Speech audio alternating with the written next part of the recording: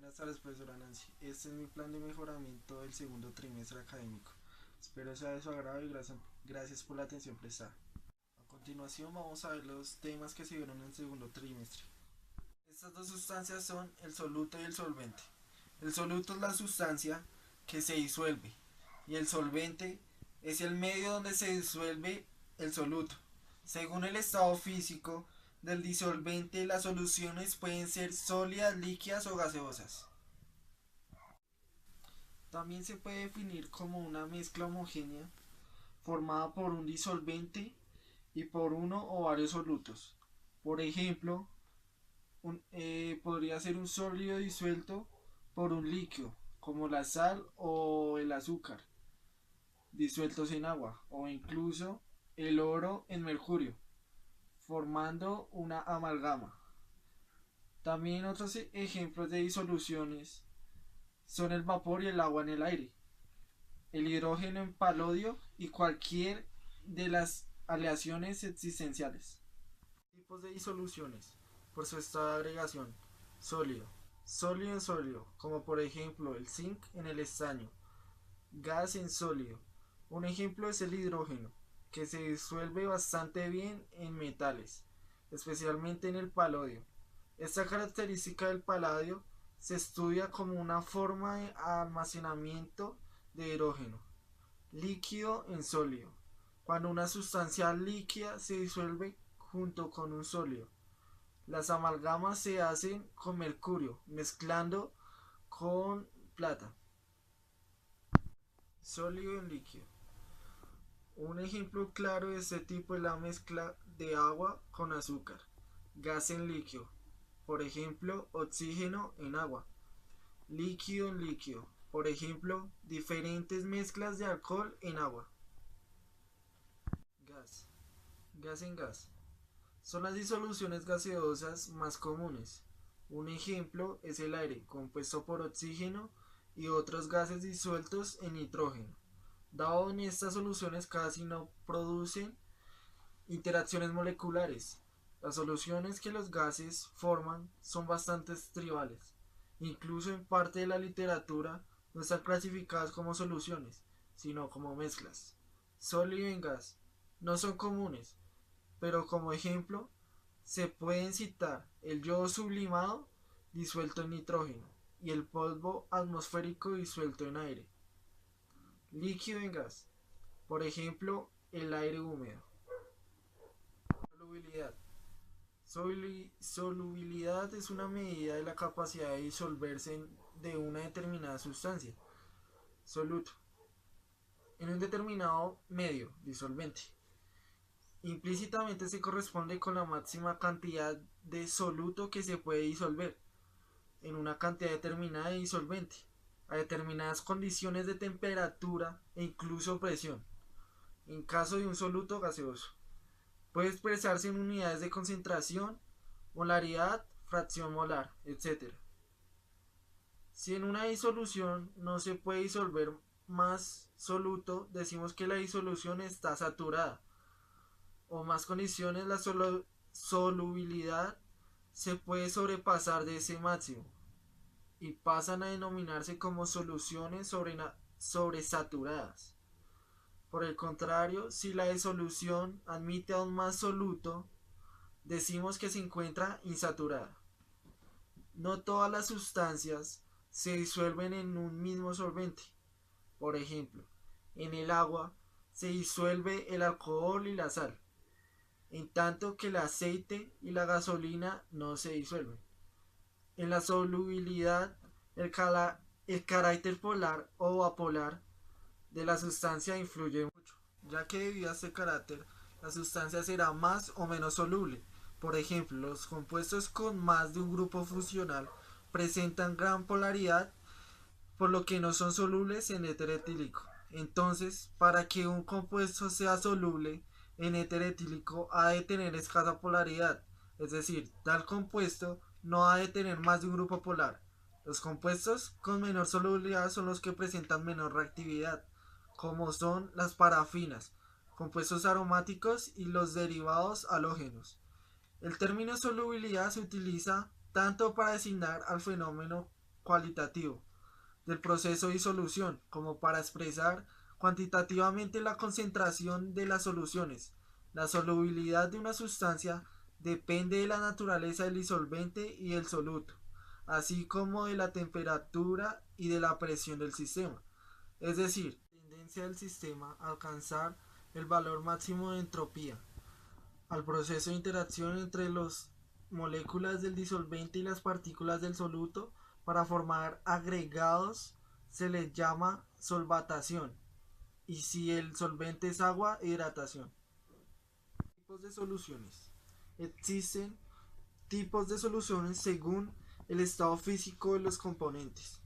Las soluciones más comunes son las que tienen como disolventes el agua. Teniendo como disolvente el gas y como soluto el gas, da como resultado un gas, como por ejemplo el aire. Teniendo como disolvente el líquido y como soluto el gas, da como resultado un líquido, como por ejemplo los refrescos. Teniendo como disolvente un sólido y como soluto un gas, da como resultado un sólido, como por ejemplo dihidrógeno en palodio. Teniendo como disolvente un líquido y como soluto un líquido, da como resultado un líquido, como por ejemplo etanol en agua. Teniendo como disolvente un líquido y como soluto un sólido, da como resultado un líquido, como por ejemplo cloruro de sodio en agua. Teniendo como disolvente un sólido y como soluto un sólido, da como resultado un sólido, como por ejemplo el barniz. Concentraciones. Estaba por la proporción de soluto en la solución, por la abundancia relativa del soluto en las soluciones. Estas pueden ser diluida, cuando proporcionalmente tiene poco soluto; concentrada, cuando proporcionalmente tiene abundante soluto; saturadas, cuando la abundancia del soluto es tal que el solvente no es capaz de disolver más soluto; sobresaturada, cuando tienen más soluto que su punto de saturación. Se logra mediante procedimientos especiales, como por ejemplo calentar la solución. Hablar de solución diluida o concentrada resulta muy inexacto. Por eso existe forma de determinar continuamente las concentraciones de las soluciones. Existen dos tipos de unidades. La primera, unidades físicas, y la segunda, unidades químicas. Unidades de concentración. Porcentaje de masa igual masa de soluto sobre masa de solución por 100. Porcentaje de volumen igual volumen de soluto sobre volumen de disolución por 100. Porcentaje en masa sobre volumen igual masa de volumen estando en gramos sobre volumen de disolución estando en mililitros por 100. Alcoholes. Son compuestos orgánicos que contienen uno o más grupos de hidroxilos unidos directamente a átomos de carbono. Se nombran en la terminación OL. Además, este carbono debe estar saturado, es decir, debe tener solo enlaces sencillos a sendos átomos. Esto diferencia a los alcoholes de los fenoles. Si contienen varios grupos hidroxilos, se denominan polialcoholes. Los alcoholes pueden ser primarios, grupo hidróxido ubicado en un carbono que a su vez está enlazado a un solo carbono. Alcoholes secundarios, grupo hidróxido ubicado en un carbono que a su vez está enlazado a dos carbonos. O alcohol terciarios, grupo hidróxido ubicado en un carbono que a su vez está enlazado a tres carbonos. Los árabes conocieron el alcohol extraído del vino por destilación. Sin embargo, su descubrimiento se remonta a principios del siglo XIV, atribuyéndose al médico Arnaud de Villanova, sabio alquimista y profesor de medicina en Montpellier. La quinta esencia de Ramón Llull no era otra cosa que el alcohol rectificado a una más suave temperatura. Lavoisier fue quien dio a conocer el origen y la manera de producir el alcohol por medio de la fermentación vínica, demostrando que bajo la influencia de la levadura de cerveza el azúcar de uva se transforma en ácido carbónico y alcohol. Los alcoholes, al igual que otros compuestos orgánicos, como las cetonas y los éteres, tienen diversas maneras de nombrarlos. Común no sistemática se antepone la palabra alcohol a la base del alcano correspondiente y se sustituye el sufijo ano por ílico. Así, por ejemplo, tendríamos metano por alcohol metílico, etano por alcohol etílico y propano por alcohol propílico, añadiendo una L al sufijo ano en el nombre del hidrocarburo precursor, ejemplo, metano, metanol, en donde met indica un átomo de carbono, ano indica que es un hidrocarburo alcano y L que se trata de un alcohol. También se presentan alcoholes en los cuales se hace necesario identificar la posición del átomo del carbono al que se encuentra enlazado el grupo hidroxilo, por ejemplo, 2-butanol, en donde el 2 significa que en el carbono 2, posición de la cadena, se encuentra ubicado el grupo hidróxido. La palabra but nos dice que es una cadena de 4 carbonos y la L nos indica que es un alcohol. Cuando el grupo alcohol es sustituyente se emplea el prefijo hidroxi. Se utilizan los sufijos diol, triol, entre otros, según la cantidad de grupos OH que se encuentre. Generales. Los alcoholes suelen ser líquidos, incoloros de olor característico, solubles en agua, por proporciones variables, y menos densos que ella. Al aumentar la masa molecular, aumenta sus puntos de fusión y ebullición, pudiendo ser sólidos a temperatura ambiente. A diferencia de los alcanos de los que deriva el grupo funcional hidroxilo, permite que la molécula sea soluble en agua debido a la similitud del grupo hidroxilo con la molécula de agua y le permite formar enlaces de hidrógeno.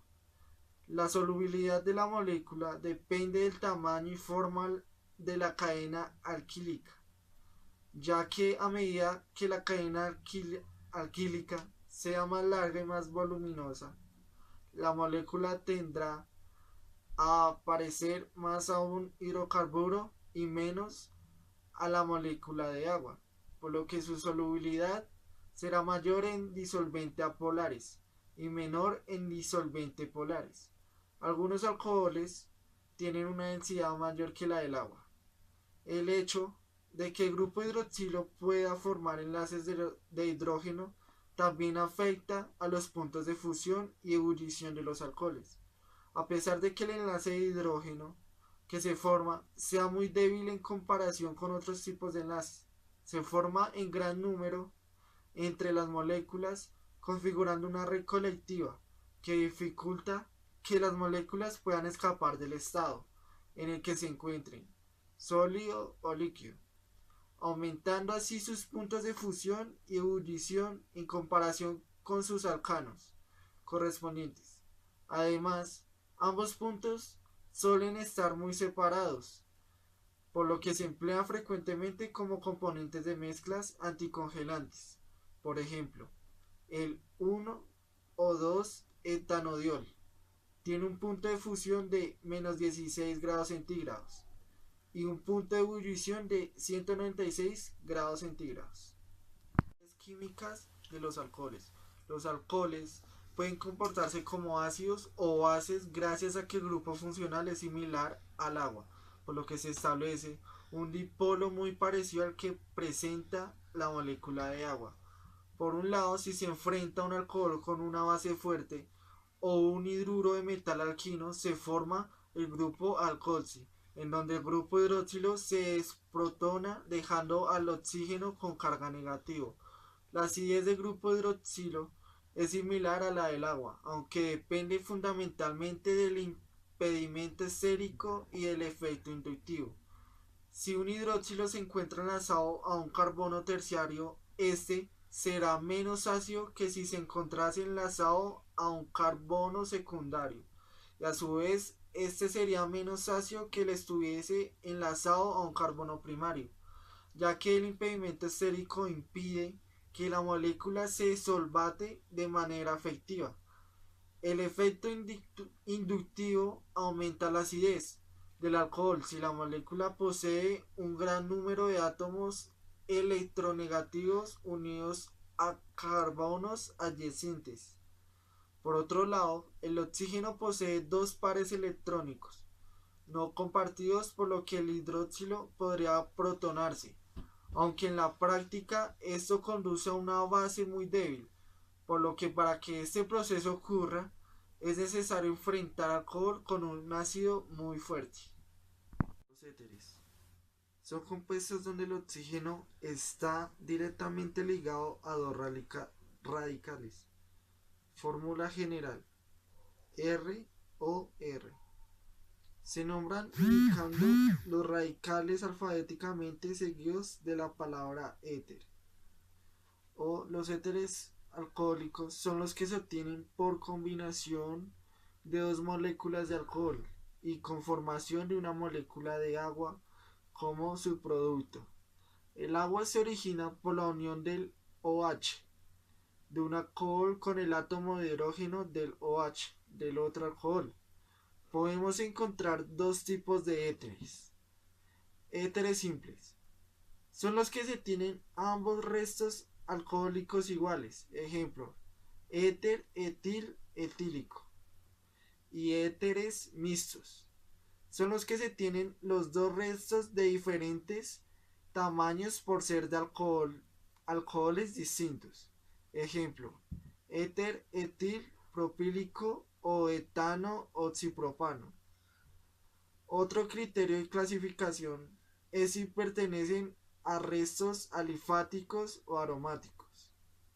Hay dos nomenclaturas para designar a los éteres. La oficial los nombra con la palabra de los alcanos que originaron a los alcoholes enganchadas entre sí con el nexo oxi.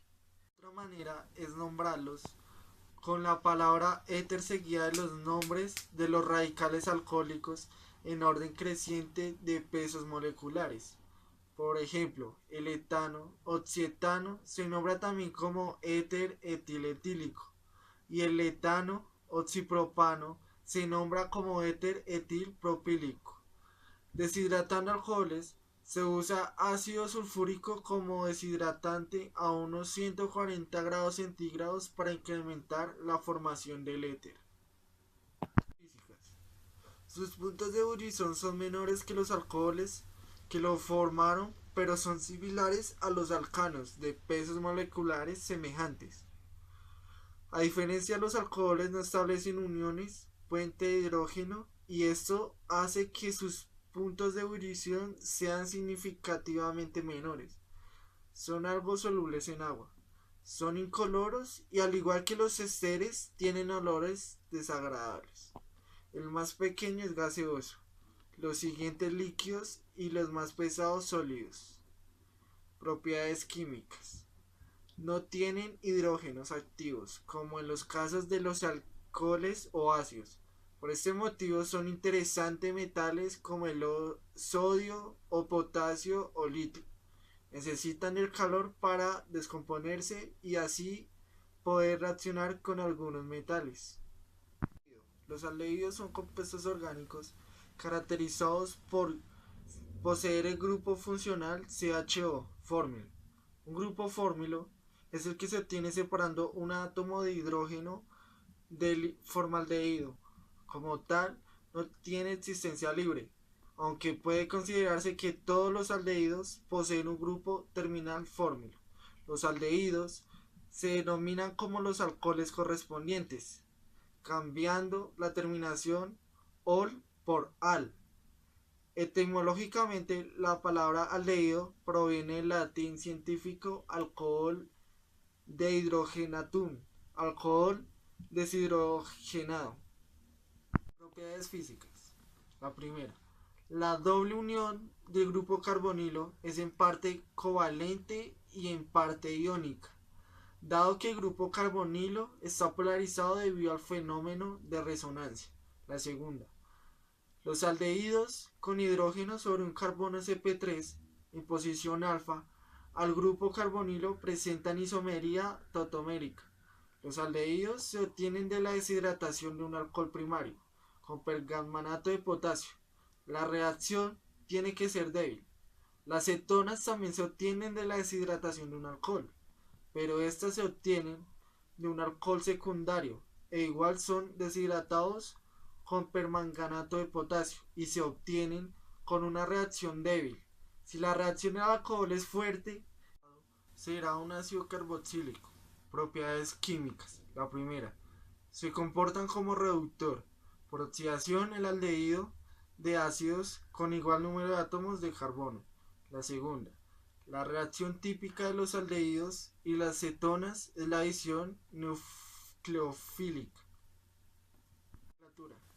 Teniendo en cuenta los números de carbono, se nombraría así. Por un carbono se nombraría metanal. Por dos carbonos se nombraría etanal. Por tres carbonos se nombraría propanal. Por cuatro carbonos se nombraría butanal. Por cinco carbonos se nombraría, hagámoslo así, lo hago. Teniendo en cuenta el número de carbonos, se nombraría así. Teniendo un carbón, metanal. Con dos carbones, etanal. Con tres carbones, propanal. Con cuatro, butanal. Con cinco carbones, pentanal.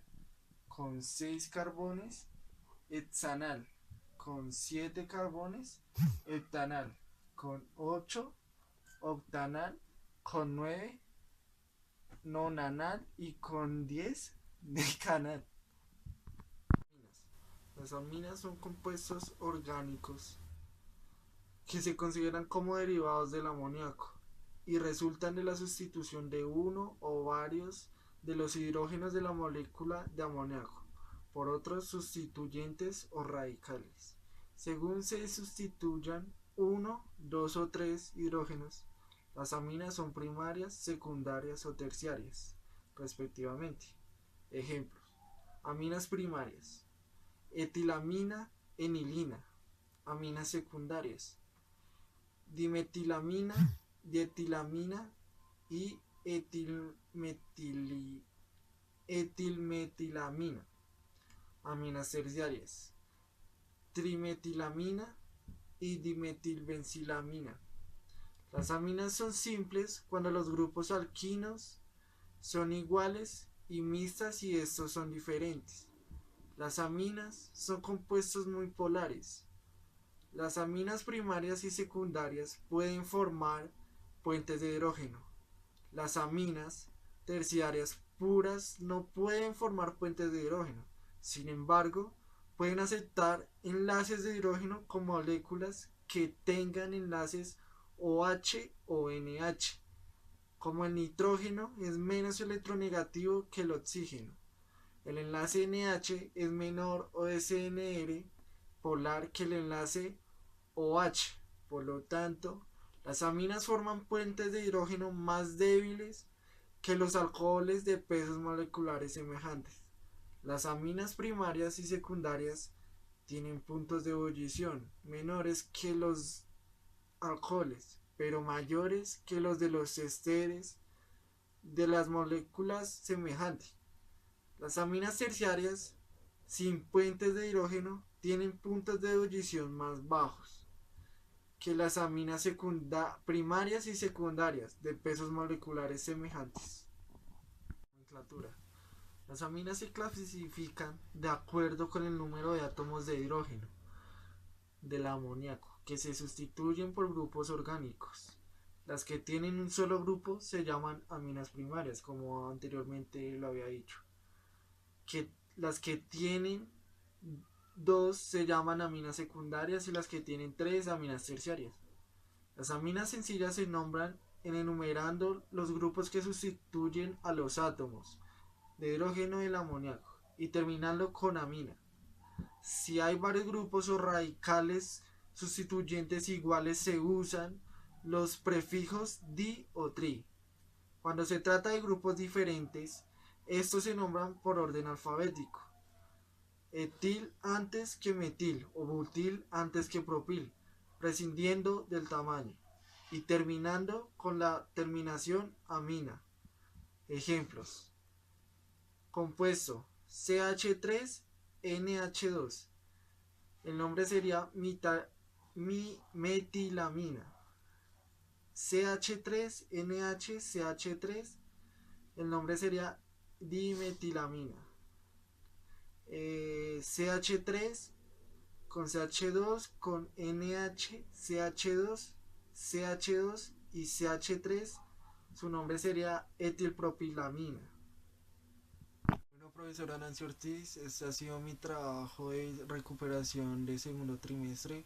Espero sea de su agrado.